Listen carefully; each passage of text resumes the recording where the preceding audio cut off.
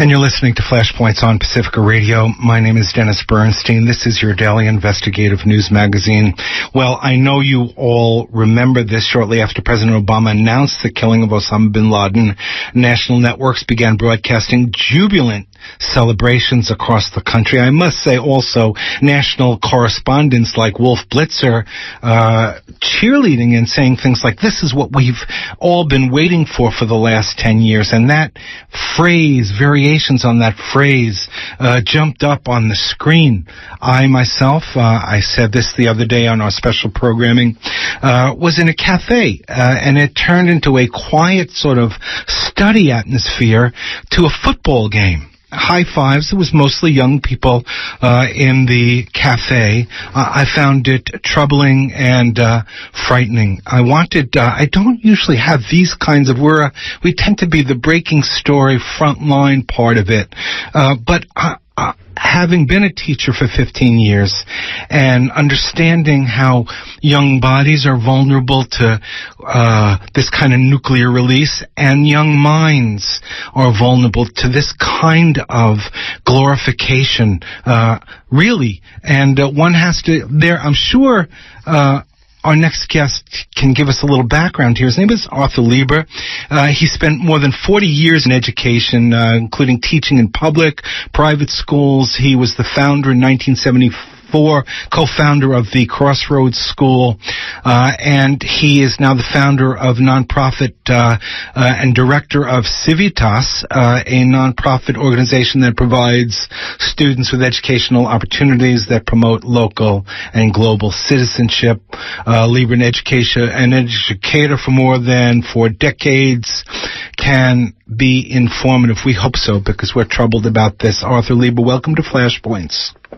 Thank you, Dennis. I'm very happy to be with you. Well, it's good to have you with us. Now, this is pretty brutal. They went in, they caught him and executed him, wrapped him up, killed him, took him to sea, and dropped him in the ocean. I'm sure many of the young people also saw Godfather 1 through 4, or maybe some pictures of what some dictators do in South America, some supported by the United States, dropping bodies into the ocean. But it's a tough one to take, and it's a real problem for many young people, because in a way Osama bin Laden was their boogeyman. It was the person that gave them nightmares in the context of the way the media covered it. Your response? Well, I agree with a lot of what you're saying, Dennis. I'm from Missouri. That's where you are now, this so-called show-me state. And I have to say, I did not see, obviously, what happened in the compound. I did see Wolf Blitzer, and my reaction was very similar to yours. I mean, I thought I was in a time warp, that it was Friday night, and I was watching Friday Night Lights, and the car salesman Buddy was announcing the football game and cheering his Panthers or Lions or whoever they were on. I had an experience in D.C. When I was in college, and there was protesting against Vietnam, which made sense, obviously. And there was a gentleman trying to make a living at the time. He was selling ice cream to demonstrators. There were some demonstrators who felt, you know what, this guy can be a target. He's a capitalist, little vendor. And they liberate the ice cream man, and they descend upon him, steal all of his wares, throw the ice cream to everyone else. I think there were a lot of people who were genuinely opposed to the war, but there were also a lot of people who just wanted a lark. That's what I saw Sunday night outside of the White House. I think that's very frightening in terms of the message that sends across, around the globe, but particularly to Muslim nations. Well, and let's talk a little bit about history, teaching, content, context. We know that after World War II, it was possible to arrest the Nazis. They were pretty ugly fellows, huh? Mm-hmm. It was certainly possible to arrest Charles Taylor. They took him to the International Court. Milosevic ended up there. So here, though, the President of the United States supervises, by his own words, a targeted assassination, kidnapping, and burial at sea, and we now are getting the notion that they had him alive. Don't we believe in jurisprudence? What does this say to our young people about the rule of law? Yeah, I would hope that we would. I look back, to 2008, and while I was supporting Barack Obama, I had reservations, certainly with regard to the materials they were putting out, and I felt that a lot of us were projecting him to be the way we wanted him to be, and I spent some money to put a piece out on direct mail, kind of sharing the projections I had and just being curious as to how others felt. And one of my projections was that he was opposed to capital punishment. Ever since he started talking about bin Laden, in a way that he didn't hesitate to use the word kill. In fact, he's repeatedly used kill before capture. That to me is kind of like ready, fire, aim. And I find it disappointing. I would like to expect more from him. I agree with what you're saying, and I think that what are we trying to defend if it is in some sense of appropriate jurisprudence? Well, then let's put you back in the classroom, Arthur Lieber. Okay. And it's the Monday after the Obama kill, and your civics, your organization is Civitas. You're a civics teacher. Tell us about where you start. If you don't mind, Dennis, I'd like to take just a moment as to where I think a lot of other teachers will start. Yep. And I think where that is, I'm sorry, I can't talk about it today because it's not in the curriculum. We're supposed to be on page 335. We're talking about World War I, and we can't get off message and talk about what's happening now. But if you're interested in what happened, in May of 2011, probably by 2014, we'll have it somewhere in our curriculum. So you'll have to wait till then. And I really fear that's why a lot of students didn't know who bin Laden was, and they're not going to be that aware of what happened this past Sunday. Now, if I was in the classroom, I think what I'd want to do is let's put it in the form of critical thinking. Let's try to put together the information we have about what bin Laden did, where he was, what options were available. You can start with two lists, what we know and what we don't know. But part of what we know is what was leading up to it, which was what I think was more of a sense of wanting vengeance rather than justice. I'd probably hesitate in using that language myself. At first, I'd want the kids to discover what they could, and then at some point, really address that particular issue. And to what extent does what we did, how does it relate to Nuremberg? How does it relate to our Constitution?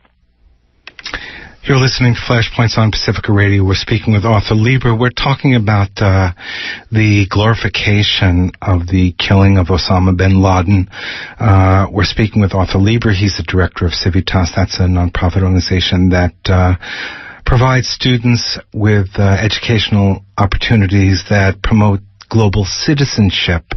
And I know that you try and talk about the real possibilities of diplomacy as opposed to that which with a guided missile from 20,000 feet or from Las Vegas with a drone. But it does seem that violence, that war is the only answer. I always remember this poem by, I guess, a local Bay Area poet, Marie de la Welsh, and she portrays the story. It's an old story passed along, a folk story, in which there's this guy on his knees on the boardwalk somewhere at night under one bright light, and a stranger walks up to the guy on his knees and asks him, "What are you doing down there on your knees?" And the guy on his knees says, "I'm looking for my keys." And the stranger says, "Well, are you sure you lost them there?" And the guy on his knees says, "No, but this is the only place where there's light." And then the last line of the poem is, "And so to war." if we don't begin with the young people, if the President of the United States, who professes to represent a new generation, who ran because tens of thousands of youth ran behind him, I'm very nervous that those same people will be reinvigorated by this glorification of this murder. And by the way, not to mention the justification of torture at Guantanamo. So it's a real struggle, isn't it? I think it is. I think, your use of the word glorification is very appropriate. And my wife was asking me last night, when's the movie going to come out? And, who's going to have the leading role? Generally, diplomacy doesn't lend itself so readily to mass distribution. And I'm afraid that this is just going to ratchet up the desire that a lot of young people, especially a lot who play video games, whatever, and become somewhat desensitized to violence, what they're going to look at in terms of solutions. And I think those have pretty well been just cast away. I certainly was hoping that Barack Obama was going to do things somewhat differently. We've gone through this whole period of time in which he's talked about bipartisan cooperation. And I think, that's based on a premise that there's a polarity, Democrats on the left and Republicans on the right. But I think that most Democrats, or if not Democrats, and certainly progressives, are well to the left of where Barack Obama is. And I just don't feel that he's spending enough time looking to the left, trying to build bridges to the left, and considering options that come from the left. I doubt Dennis Kucinich or Bernie Sanders would have recommended doing what he did, or even if they would have under those circumstances, we never would have gotten into those circumstances. And, I think that we've got to get off of this bipartisan bandwagon, because it brings us closer to Boehner and company and further away from Kucinich and Sanders. All right. Arthur Lieber, I really do appreciate you taking the time out to speak with us. If people want to find out more about what you do about Civitas, what's the best way to do that? They can go to www.activecitizen360.com. Right. I'm sorry, .org. ActiveCitizen360.org. And I might add, last November I ran for Congress in a Republican district. I lost, wrote a book called An Unlikely Candidate, because I didn't take any contributions. I tried to elevate the conversation.